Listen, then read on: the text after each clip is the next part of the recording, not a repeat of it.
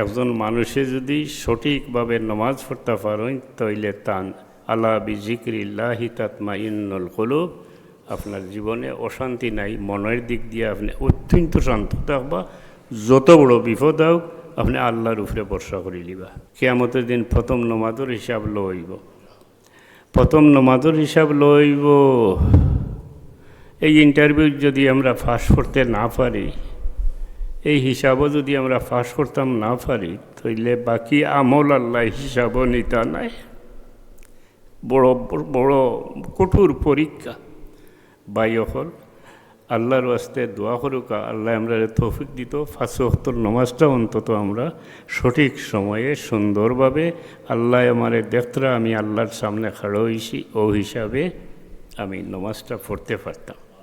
নমাজ বিনা কোনো পথ নাই। এর লাগে সাহেব কিবলায় প্রথমে নমাজের কথা কইতা, এরপরে নসিহত করতাম আমরা রে যে ফরার মন্দ করিও না, ফরার বালা করার খেয়াল রাখি। অন্য বয়স্ক মুরব্বিয়ান যারা আছেন তাইন হুঁচইন, ইয়াঙ্গেরা হুঁচইন না। এটা আলহামদুলিল্লাহ কাফা ওয়াসসালামুন আলা ইবাদিহিল্লাযিনা ইসতাফা,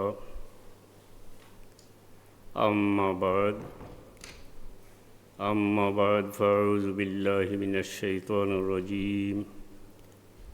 بسم الله الرحمن الرحيم.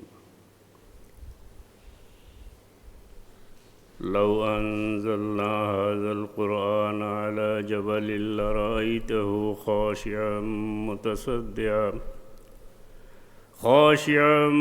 متصدعا من خشية الله.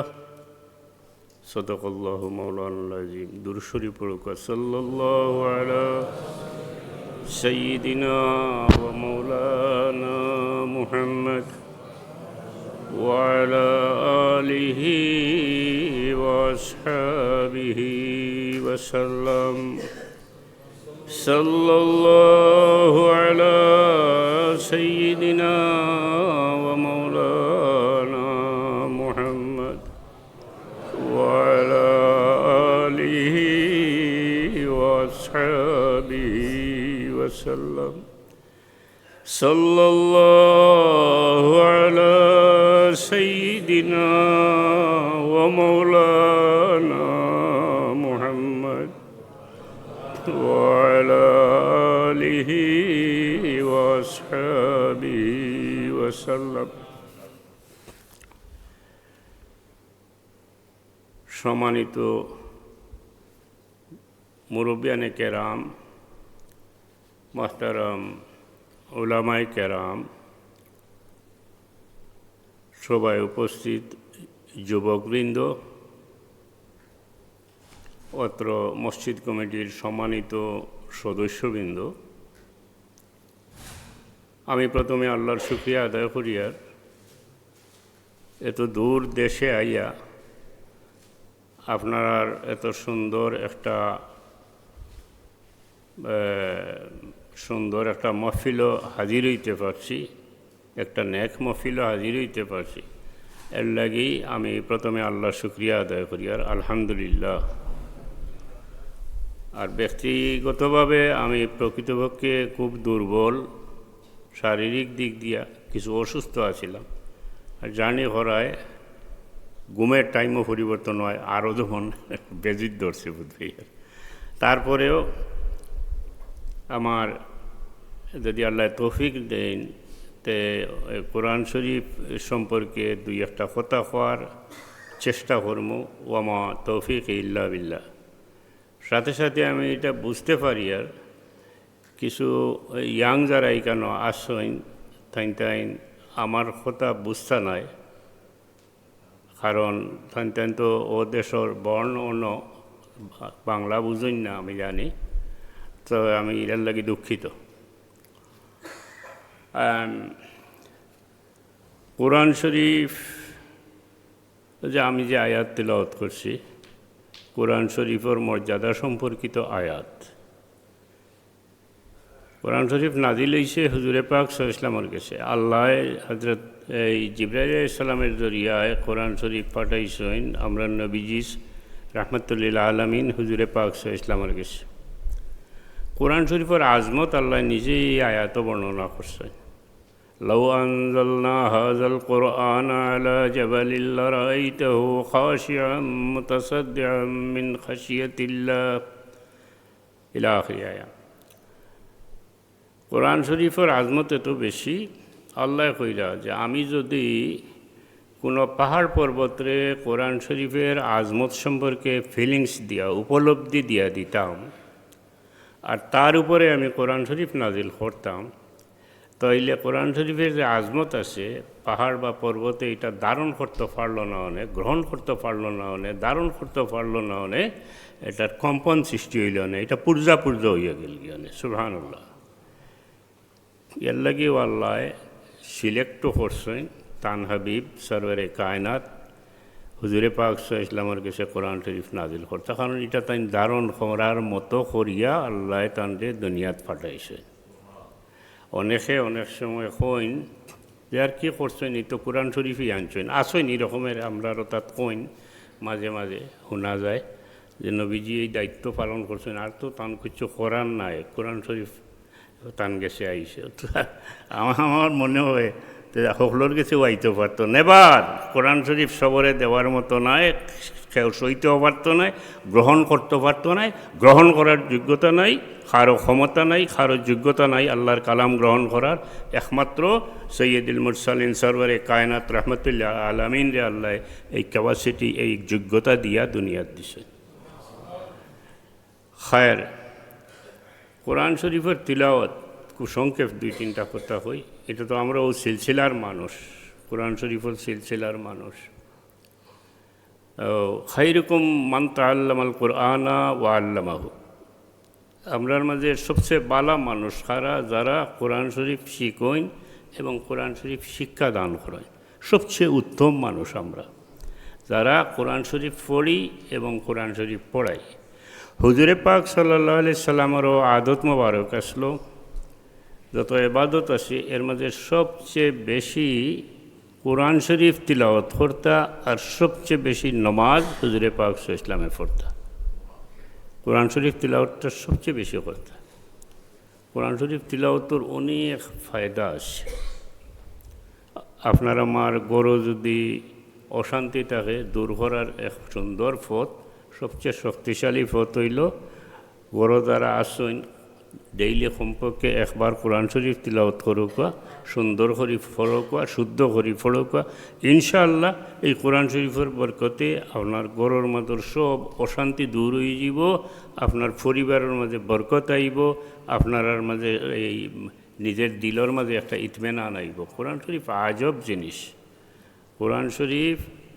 কোরআন শরীফ এটা দুনিয়াতে মানে মানুষের সব বেমারের ঔষধ হইল কোরআন শরীফ, সব সমস্যার সমাধান হইল কোরআন শরীফ, সব প্রশ্নের উত্তর হইল কোরআন শরীফ।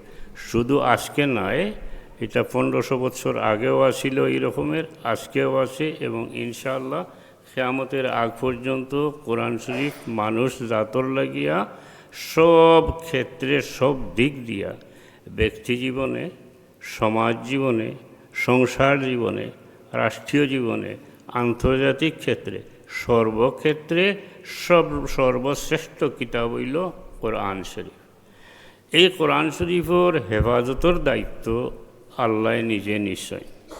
দুনিয়ার তো আরও অনেক ধর্মগ্রন্থ আছে, তওরাত আছে, জবুর আছে, ইঞ্জিল আছে, বেদ আছে, ইত্যাদি বিভিন্ন ধর্মগ্রন্থ আছে। কিন্তু অন্যান্য ধর্মগ্রন্থ যেগুলা, আমি এটা কোনো পক্ষপাতযুক্ত কথা হইয়ার না, বাস্তবতার খাতিরে হইয়ার, অন্যান্য ধর্মগ্রন্থ যেগুলা, এগুলা পরিবর্তন হইছে বিভিন্ন সময়ে, যুগে যুগে বিভিন্ন কারণে তারা এগুলারে পরিবর্তন করছে।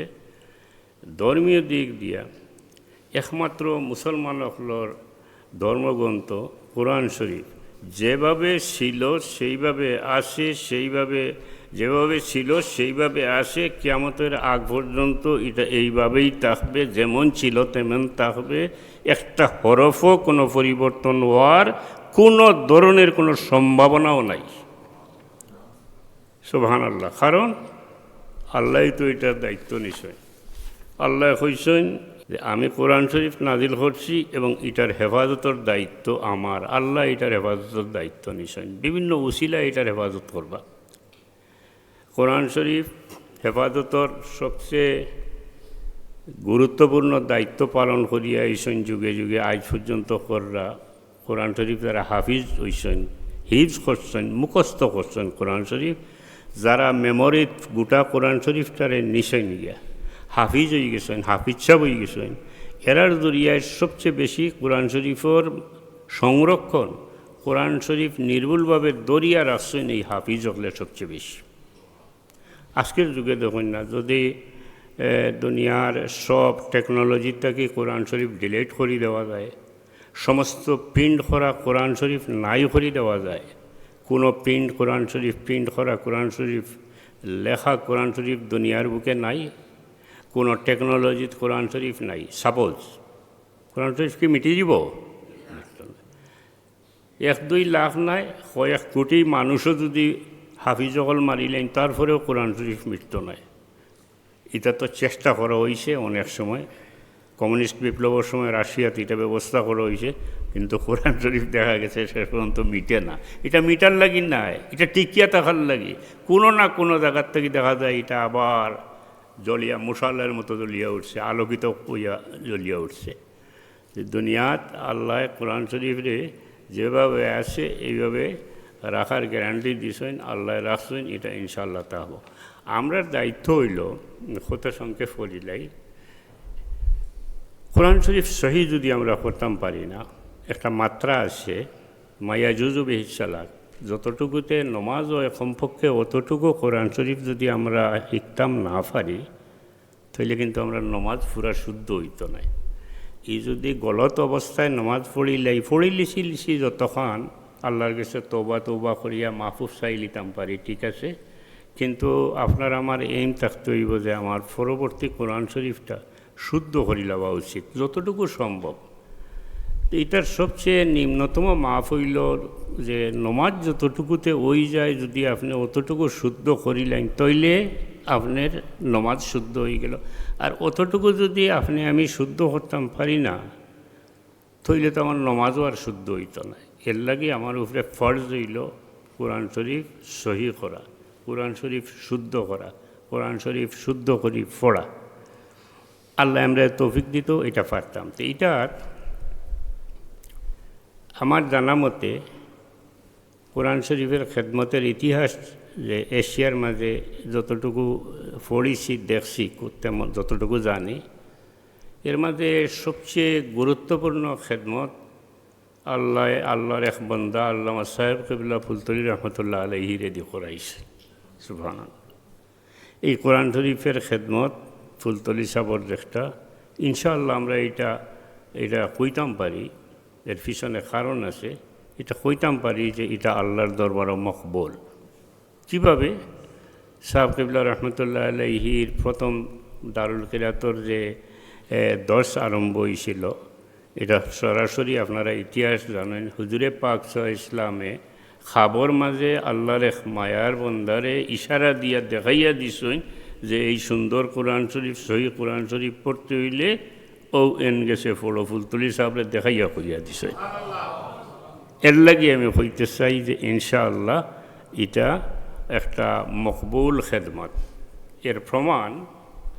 এর বড় প্রমাণ হইল আল্লামা সাহেব কবিল্লা ফুলতলি রহমতুল্লাহ আলাইহি দুনিয়ার থাকতে কোরআন শরীফর খেদমত করিয়া গেছেন, হাজার হাজার ছাত্ররা কোরআন শরীফ সহি করছে। কিন্তু একটু পানি দিব, তার ইন্তেকালের পরে এটা আরও বাড়িছে, বাড়তেই আছে, এখনও বাড়তে আছে, ইনশাআল্লাহ আগামীতে বাড়তে পারে, আরও এটা বিস্তৃতি লাভ করব। বর্তমানে তো এশিয়া বাদেও ইউরোপের বিভিন্ন দেশ, আমেরিকার বিভিন্ন দেশও ছড়াইছে। এটা দিয়ে আরেকটা দলিল আপনারা দিতে পারেন যে কোনো আল্লাহর কোনো মায়ার বন্ধা যদি দুনিয়ার দিনের কোনো খেদমত করিয়া যায় আর দুনিয়ার থেকে যাওয়ার পরে একটা যদি আরও বাড়তে থাকে, তাইলে বুঝতে হইব যে এটা আল্লাহর দরবারে মকবুল এবং এই বন্দার লাগি, আল্লাহর এই মায়ার বন্দার লাগি এটা হইলে একটা মাজিজা, কেরামত। এটা কেরামত হয়ে যায়। এই সাহেব কিবলা রহমতুল্লাহ আলাইহির এই খেদমত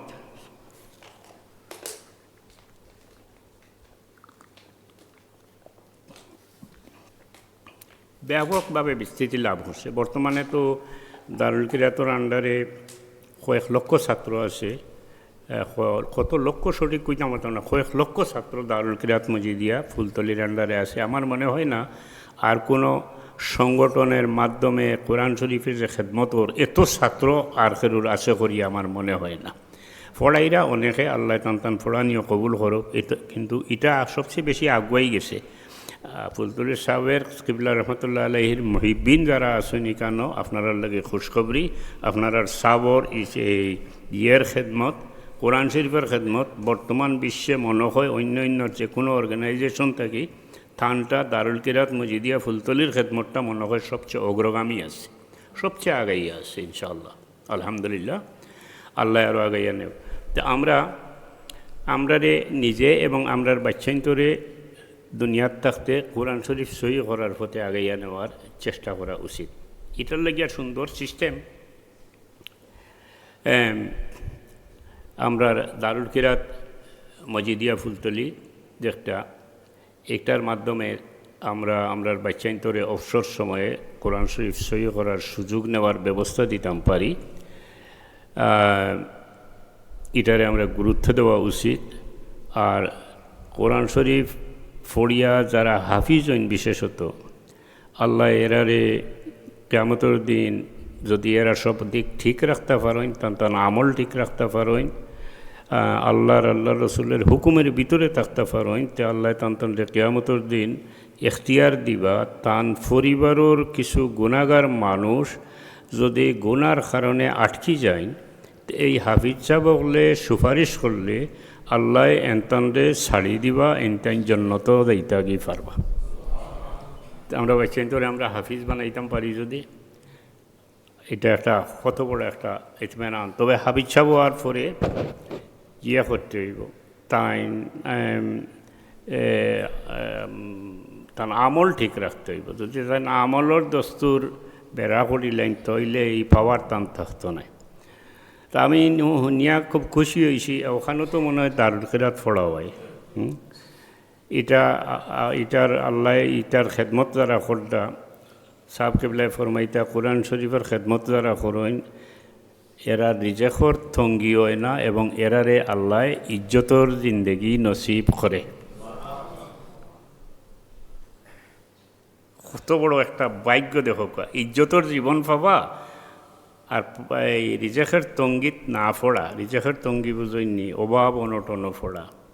এই দেশেও আসছেন আমরা বিভিন্ন দেশের মানুষ বিভিন্ন ফাইন্যান্সিয়ালি প্রবলেম আছে, বাট যদি কোরআন শরীফর খেদমত করেন তো সাহেব কিবলায় ফরমাইয়া গেছে এটা দলিলের কথা যে আপনার এই মানুষের রিজেকের তঙ্গি হইতো নাই আর আল্লাহ তানলে ইজ্জতর জিন্দেগি নসিব করব। বাস্তবে এটা আমরা দেখছি, এরার আওলাদর জিন্দেগিও উজাল হয়ে গেছে। আল্লাহ আপনারা এই খেদমতরে কবুল করুক এবং তৌফিক এনায়ত করুক। এই খেদমতরে কোরআন শরীফের খেদমতরে আরও তরক্কির সাথে আগুয়াইয়া নেওয়ার তৌফিক এনায়ত করুক, দোয়া করি। আমরা অনেক সময় যে জীবনে আমরা অনেক সময়ে বিভিন্ন অসুবিধাত পড়ে যাই, বিভিন্ন ধরনের আপনার লাইনচ্যুত হয়ে যাই অনেক সময়। এই ক্ষেত্রে আমি একটা কথা কইতাম চাই, আমরা মুর্শিদ কিবলা আল্লামা সাহেব কিবলা ফুলতলি রহমতুল্লাহ আলাইহি তান জীবনে আল্লাহর হবিবর আশিক আসলা এবং সুন্নতর এত শক্ত পাবন্দ আসলা 100% সুন্নতরে অনুসরণ করিয়া তান জীবনটা কাটাইয়া গেছে। এতএব আমরা চেষ্টা করতাম হইব হুজুরে পাক সাল্লাল্লাহু আলাইহি ওয়াসাল্লামের লগে শুধু মহব্বত কইয়া চিৎকার দিলে তো হইতো নাই। হুজুরে পাক সাল্লাল্লাহু আলাইহি ওয়াসাল্লামের অনুসরণ করতাম হইব, আতিউল্লাহ ওয়া আতিউর রসুল ওটা করতাম হইব। এটা করতে হইলে আমরা যদি বেশি দূর যাওয়া লাগতো না, যদি আমি লেখাপড়া নাও জানি আমার মুর্শিদ সাহেব কিবলার জীবনটারে যদি আমি ফলো করি তইলে আমি একেবারে 16 আনা সুন্নতের অনুসরণ কিভাবে করা হয়, সুন্নতরে কিভাবে ফলো করতে হয়, সুন্নতরে কিভাবে আল্লাহর হবিবর সুন্নতরে নিজের জীবনে বাস্তবায়িত করতে হয়, সরাসরি সাহেব কিবলার কাছ থেকে আমরা শিখতাম পারি। তার জীবনটার দিকে লক্ষ্য করলে এটা শেখা যায়। অ্যাজ এ এক্সাম্পল আমি হই, আমরা অনেক সময় তাহলে এই আপনারা জানেন সুন্নত হইল ডাইন থেকে কাপড় পিন্ধা। এটা এমন সুন্নত না, এটা আদায় না করলে এমন কিছু হয়ে যাব ইলা নাই। কিন্তু মনে যদি বিশ্বাস কেউ লইয়েন যে সুন্নত আদায় না করলে কি হইব, কিন্তু বড় সমস্যা আছে। কবিরা গুনার মূর্ত কি বুঝিবা যদি ডিনাই করেন, অস্বীকার করিলাই, দিল থেকে আপনার আকিদা নষ্ট হয়ে যাব। যাই হোক, সাহেব কেবলারে আমরা বা আপনারা মুজা ফিন্দাইতে যাইতাম আমরা অনেক সময়। যত ব্যস্ততা হোক, একটা মিশাল হিসাবে আমি কইয়া, বাম পায়ে মোজা লাগাইলে ওভাবে বাদ, তাহলে ফাও দি অমনে মারতা, কোথায় ডাইন ফাও দেও কিতাও লিয়াকত মি ওলা নানি দেখছো তো। ও ছোট্ট কোনো সুন্নত ছাড়িয়া গেছেন না, সব সুন্নতরে ফলো করিয়া আল্লাহর হাবিবর আশিক সাহেব কিবলায় তান জীবন কাটাইয়া গেছেন। আমরা যদি, আমি মনে করি, আমি এটা একটা কথাও ইনশাআল্লাহ আমার বাবা হিসাবে কইয়ার না, আল্লাহর এক নেক বন্ধা হিসাবে কইয়ার, তান আদর্শরে যদি আমরা অনুসরণ করি, কোরআন শরীফের তালিমের ক্ষেত্রে হোক, জিন্দেগি বছরের ক্ষেত্রে হোক, পারিবারিক জীবনে হোক, সামাজিক জীবনে হোক, সর্বক্ষেত্রে আমরা মুর্শিদ কিবলার জীবনকে যদি আমরা অনুসরণ করি, খাস করি তওবা বয়ত করে যে কয়টা কথা কইতা, 4-5টা কথা কইতা, নসিহত করতা, অগুন্তর উপরে আমল করতাম পারি যদি। যেমন দরকার তাইন ফরমাইতা যে 5 ওয়াক্তর নমাজরে সুন্দর করিয়া পড়িও, খাতর মনে নমাজ পড়িও, আল্লাহ তোমারে দেখতরা ও খেয়ালে, তুমি আল্লাহর সামনে খাড়ো হইছো, আল্লাহ তোমারে দেখতরা ও খেয়ালে নমাজ পড়িও, তোমার জীবন শান্তিময় হইব।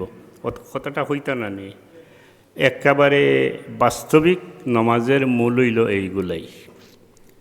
এবং একজন মানুষে যদি সঠিকভাবে নমাজ পড়তে পারেন, তাইলে তান আলা বিজিক্রিল্লাহি তাতমাইন্নুল কুলুব, আপনার জীবনে অশান্তি নাই, মনের দিক দিয়ে আপনি অত্যন্ত শান্ত থাকবা। যত বড় বিপদ হোক আপনি আল্লাহর উপরে ভরসা করে লিবা। আর নমাজ তো ইসলামের রুকনের মাঝে কলিমা পরে সবচেয়ে গুরুত্বপূর্ণ রুকন। কিয়ামতের দিন প্রথম নমাজের হিসাব লইব, প্রথম নমাজের হিসাব লইব। এই ইন্টারভিউ যদি আমরা ফাঁস করতে না পারি, এই হিসাবও যদি আমরা ফাঁস করতাম না পারি, তাইলে বাকি আমল আল্লাহ হিসাবও নিতা নাই। বড় বড় কঠোর পরীক্ষা। বাইয়কল আল্লাহর ওয়াস্তে দোয়া করুক, আল্লাহ আমরা তৌফিক দিত 5 ওয়াক্তের নামাজটা অন্তত আমরা সঠিক সময়ে সুন্দরভাবে, আল্লাহ আমারে দেখতরা আমি আল্লাহর সামনে খাড়ো হইছি, ও হিসাবে আমি নামাজটা পড়তে পারতাম। নমাজ বিনা কোনো পথ নাই। এর লাগে সাহেব কিবলায় প্রথমে নমাজের কথা কইতা, এরপরে নসিহত করতাম আমরা রে যে ফরার মন্দ করিও না, ফরার বালা করার খেয়াল রাখি। অন্য বয়স্ক মুরব্বিয়ান যারা আসেন তাইন হুঁচইন, ইয়াঙ্গেরা হুঁচইন না, এটা ফরার বালা করার খেয়াল রাখিও, ফরার মন্দ করিও না। এটার ভিতরে বহুতটা হামাই গেছে। অর্থাৎ আমরা হিংসা মুক্ত থাকতাম, শুধু নিজের নাই আপন ফর ভেদাভেদ বলিয়া সব ধরনের মানুষের প্রতি আমরা হিংসামুক্ত দৃষ্টিভঙ্গি থাকতো। কোনো মানুষের প্রতি আমরা হিংসা থাকতো না। অন্যের বালা করতে গিয়া যতক্ষণ সম্ভব চেষ্টা করতাম, কোনো সময় আমরা অন্যর মন্দ করার চেষ্টা করতাম না। সাহেব কিবলা এই নসিহত করতাম। এই একটা নসিহত, ও নসিহতটাও যদি শুধু আমি আমল করি, আমি দেখি যে আমি তো এখন বালা মানুষ হইতাম পারবো। এটার কিছু বেশি অভাব এখন দেখা দিছে সমাজও। মানুষের বালা করাটা আমরা বেশ চাই না, কিন্তু আমরা সাহেব কিবলায় 2 নম্বর নসিহত সম্ভবত ওটাও করতাম। এরপরে নসিহত করতাম যে বলি গেলাম ফরার বালা করার খেয়াল রাখিও, ফরার বন্ধ করিও না। বড়রে তাজিম করিও, ছোটরে মায়া করিও। এটা তো হাদিস শরীফর মানে অর্থটা শুধু সরাসরি সাহেব কিবলায় কইতা। বড়রে তাজিম করিও, ছোটরে মায়া করিও। এটা কতটুকু আছে আমরার মাঝে জানি না। এটা আমরা ছোটো বাচ্চাইন্তরে মায়া করতাম। আমরা অনেক সময় এটা বলি যাই, বাচ্চাইন্তর উপরে অনেক ক্ষেত্রে ফোর্স চালাই, শক্তি প্রয়োগ করি। এই দেশ ওইটা করা যায় না, আমরা দেশও করি আমরা। এতে বাচ্চাইন্তর জীবনের বিরাট আকারের ক্ষতি হয়। বাচ্চারে নিষ্পাপ বাচ্চাইন্তরে আপনি আদর করতা, তার কাজকর্মরে মূল্যায়ন করতা, তারে উৎসাহ দিতা, তারে উদ্দীপনা দিতা, তারে আগাইয়া নেওয়ার চেষ্টা করতা। আর বড়রে সম্মান করলে ফায়দা তো নিজরও। আজ যদি আপনার মাঝে খেরুরে আমি আগে বাড়িয়া সালাম করি, তা আমার বিশ্বাস ই বাফর ফুয়া যায় না সইন, ফুয়ায় দেখিয়া এই সবক পাইবা, তাই না আমারে কিন্তু সালাম দিবা। সালাম ওখানে দিবা, তান শ্রদ্ধা লাগি যাব আমার প্রতি। তান বাপরে আমি সালাম দিছি, তাই না আমারে সম্মান দেওয়ার লাগিয়া মনের দিক দিয়া পিপিআর থাকবা, আমারে সম্মান তাইন দিবা। এটা বালা একটা লাভ। সালামে মানুষের মনের কলুষতা দূর হয়, সালামে মানুষের পরস্পর মায়া বাড়ে, সালামে মানুষের মহব্বত বাড়ে, দুশ্মনী দূর হয়। কোনো মানুষের লগে যদি কোনো আড়াআড়ি থাকে, পরীক্ষা করি দেখুন জানি সেরে কইলেন যদি বলে তোমার লগেও আমি আর মারতাম নাই রেব, তুমি আমার কাছে তাইও না, আপনি মাতাইতে পারবা। তার ঔষধ হইল সালাম। তান্ডে ফাইলে কোন জানি দেখলে একটু দূরই থেকে একদিন কোন জানি আসসালামু আলাইকুম, তাই পয়লা দিন জবাব দিতে নাই, বাদর দিন অন্তত একবার চাইবা আপনার ভাই। এর বাদে আর একদিন যখন সালাম দিবা তাই দেখবা বাধ্য হইয়া কইবা ওয়ালাইকুম সালাম, কিতারে বালা আসুন। 3 দিনের সালামে তান সব দুশ্মনী মিটি যাব, আপনার লগে দুস্তি লাগি যাব, ওই তো তান মুখ খুলি যাব, তাই না আপনার লগে মাত কথা আরম্ভ করে দিবা।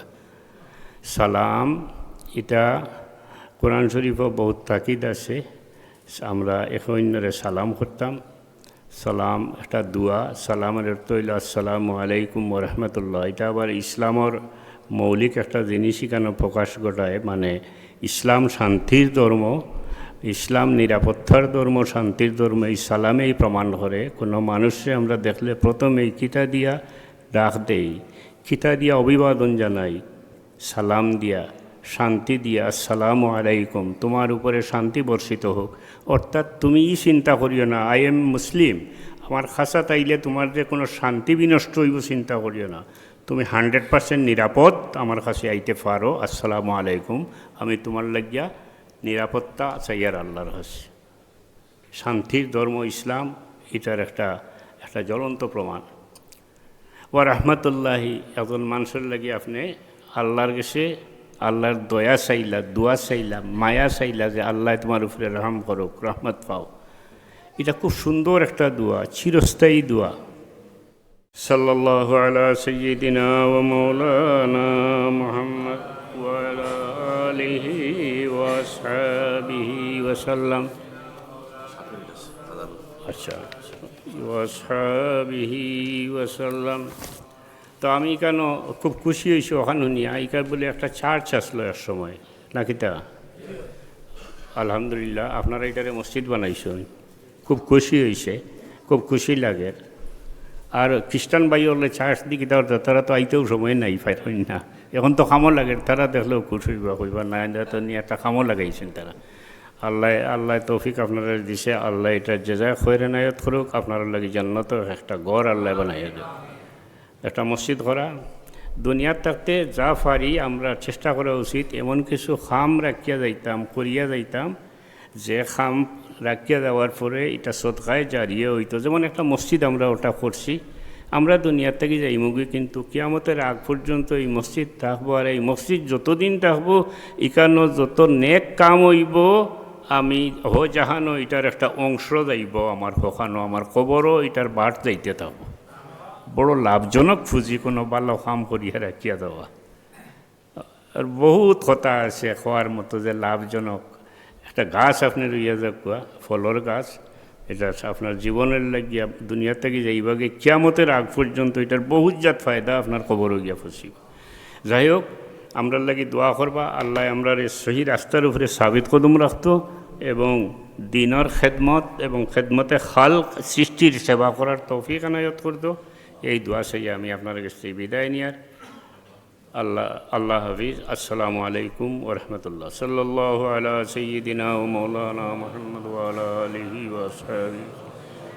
সাল্লাল্লাহু আলা سيدنا ومولانا محمد وعلى آله وأصحابه اللهم آمين ربنا ظلمنا أنفسنا وإن لم تغفر لنا وترحمنا لنكونن من الخاسرين আল্লাহ আমরারে মাফ করিয়া দেও আমরা তাম জীবনের গুনাহ লইয়া তোর মার দরবারও মাফি চাইয়া আল্লাহ আমরারে মাফ করিয়া দেও আল্লাহ আল্লাহ আমরা ধরার মাই বাবা দুনিয়া থেকে গেছেন কি তারারে গরিতে রহমত রব্বির হামহুমা কামা রব্বায়ানি সগীরা আল্লাহ আমরারে আমরার বাচ্চাইন তোর ইমানের উপরে সাবিত কদম রাখিও দুনিয়াত যতদিন রাখো রে বা মৌলা তোমার ওয়াস্তে কাম করার তৌফিক এনায়ত করি আল্লাহ আমরার দিলের মাঝে খুলুসিয়ত পয়দা করি দেও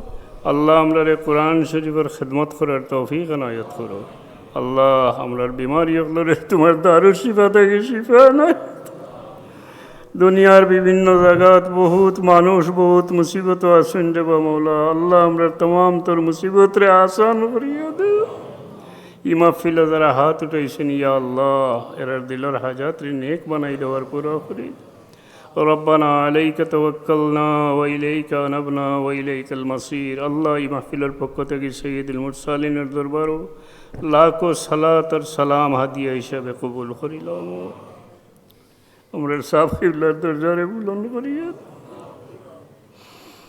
রব্বানা تقبل منا إنك أنت السميع العليم وتب علينا إنك أنت التواب الرحيم بفضل سبحان ربك رب العزة عما يصفون وسلام على المرسلين والحمد لله رب العالمين